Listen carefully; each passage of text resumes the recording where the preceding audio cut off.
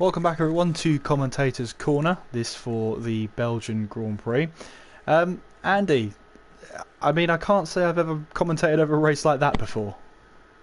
No, me neither. I've had some races where there's been a number of people drop out, but it was quite an interesting one. Carnage on lap one. We've got Steph and Spike in the lobby. Steph got caught up in it. Spike managed to get through it, but they both had eye-point driver reviews, so I'm sure they're going to give us the take on that. Lambo going through with a victory, second win of the season. I'll be interested to see if he can improve on that through the rest of the year and try and make some go at getting up towards the front end of the championship. Blizzard still well out in the lead though, of course.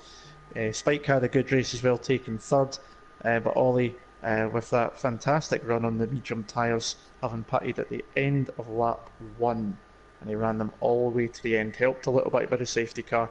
He took a brilliant second place, but Lambo timed that move at the end absolutely perfectly. It'll be interesting to hear what the boys have got to say. Absolutely, and whilst they're here, we do have, as Andy said, Steph and Spike in the chat. We're going to start off with a driver who actually did get caught up in that melee at the start there. Steph, it was a very short Belgian Grand Prix for you, but just talk us through the first couple of corners. Yeah, how can I describe the Belgian Grand Prix in my eyes? It was absolutely disgusting. So I was like prepping myself on the formation lap, which I wasn't completely too overly pleased about. It's like, okay, I know Blizzard was like, commanding the pack for it, but the way he was doing it was just absolutely stupid. Like, right back up the pack on certain bits, right out of the corner, really bunching up to the back of everybody. And then obviously when the lights went out, I was just thinking, right, get through turn 1, careful around El Rouge Radion.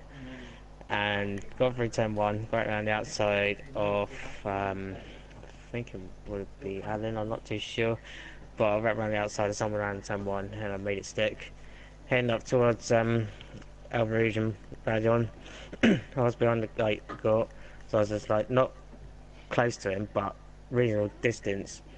And like, got up over the top of Radion, I was just thinking, right, okay, all clear so far. I was saying to people in the party, it's just like, okay, it's all nice and clear. Next thing is obviously like Poe and Blizzard, I believe, tangled up, and obviously other cars ahead got tangled up. The next thing is it's just like a scatter of cars, and unfortunately I had literally no time to react to it, and obviously just went into Blizzard's mangled up car and pretty much ended my race again for the second day, second week running. So, not overly pleased about it. Driving standards should be mighty improved, especially around certain dangerous parts of the circuit, i.e. like Radion, because that was unacceptable. Why would you make a move like a top of a hill, blind crest, knowing it's the first lap, just calm it down, wait too often, each station will go through at some point, and then just go for attack. It's just utterly disgusting.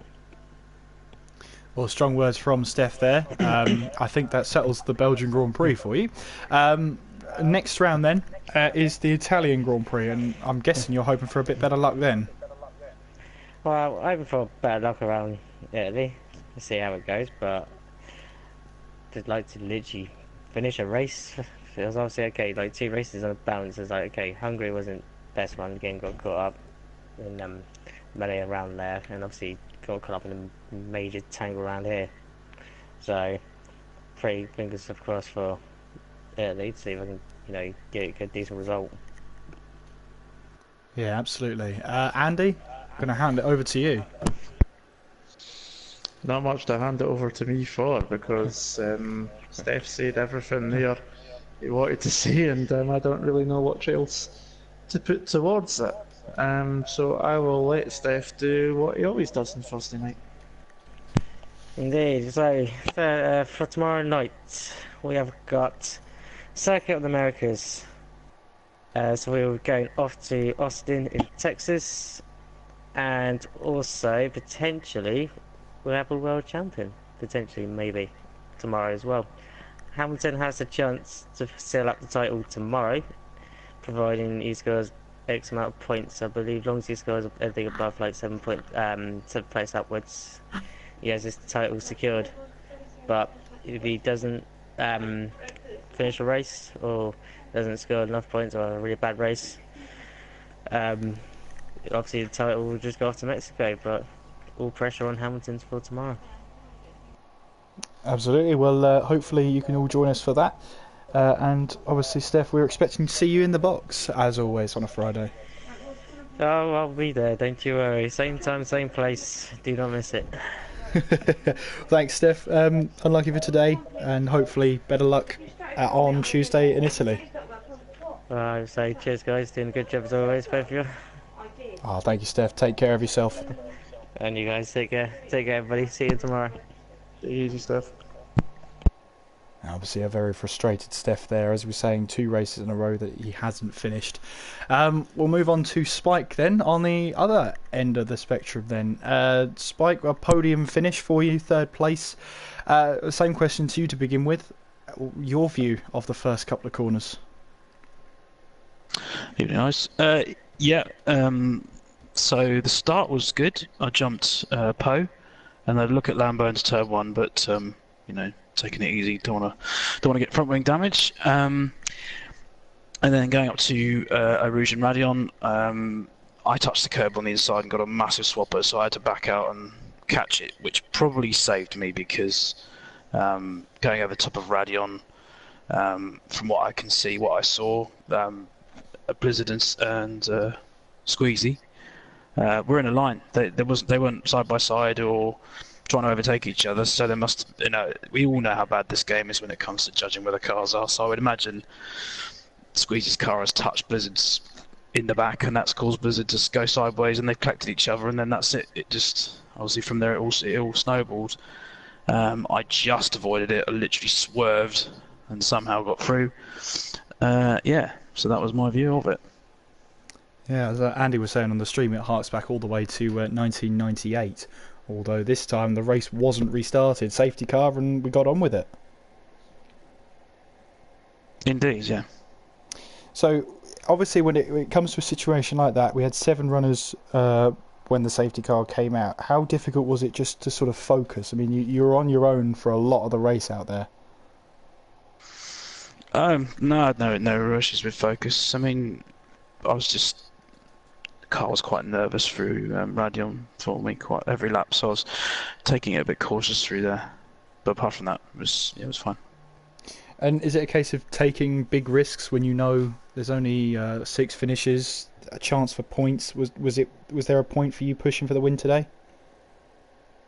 I was pushing for the win. I think a safety car helped Lambo, just enough so that he could do another couple of laps. I think I think I made a mistake.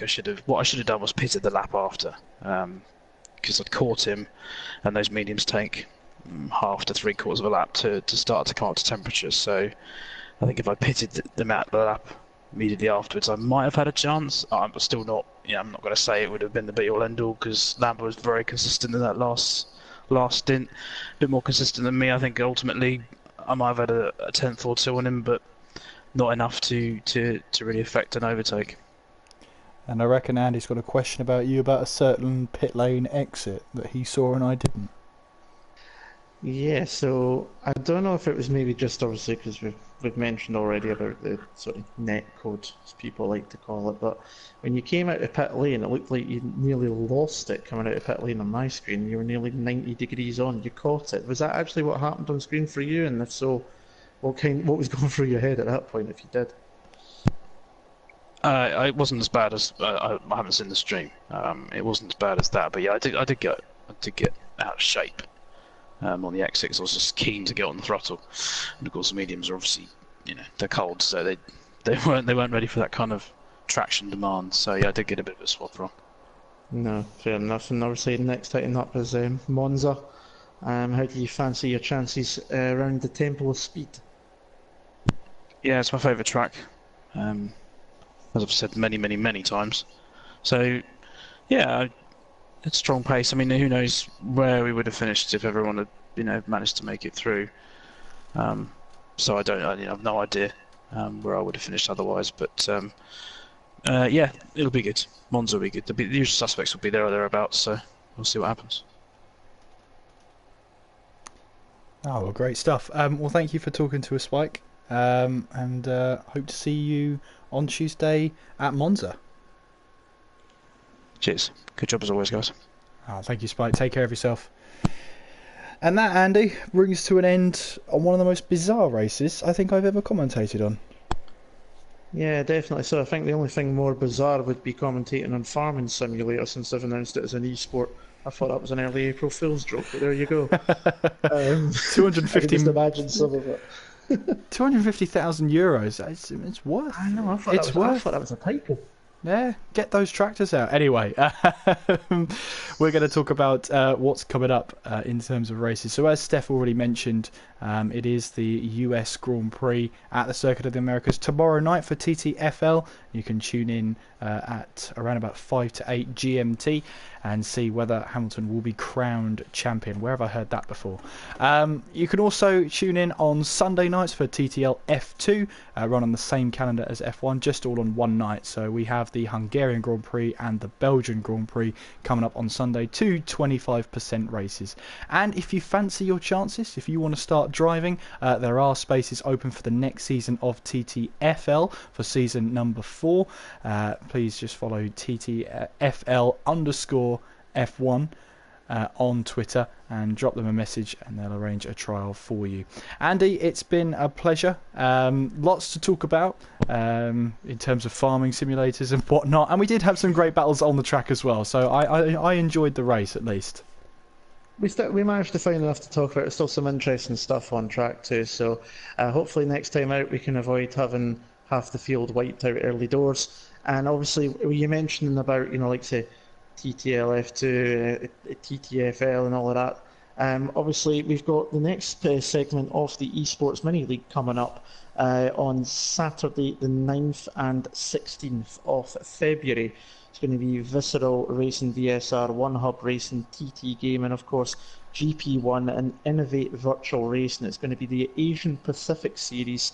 It'll be like the European one, 25% races, one-shot qualifying, and we will be along for that. And then the week after that is I have the Project Cars 2 Formula C, aka Formula 3 season starting up. That'll be starting on the 23rd of February, and if you do fancy your chances on that, on Project Cars 2, just go to Twitter and follow TT_PCars and drop me a direct message there and you can get signed up for the new season. Spaces are limited and I've been having a wee race myself on it, although I'll be commentating. The car is a very fun one to do. How do you fancy joining that one, Kieran? You think you could get involved in that maybe? You know what? F3 isn't really my scene. I mean, I've struggled with F1 cars all my life. I'm not willing to embarrass myself. Those days are behind me, Andy.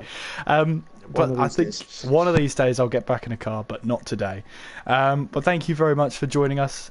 We hope to see you again at the Italian Grand Prix on Tuesday for TTL F1. Don't forget to tune in tomorrow to see Steph cover TTFL. From myself and Andy, though, that's it for the stream. I've been Kieran McGinley. And I've been Andy Campbell. Take care of yourselves, and we will see you next time. Ta-da.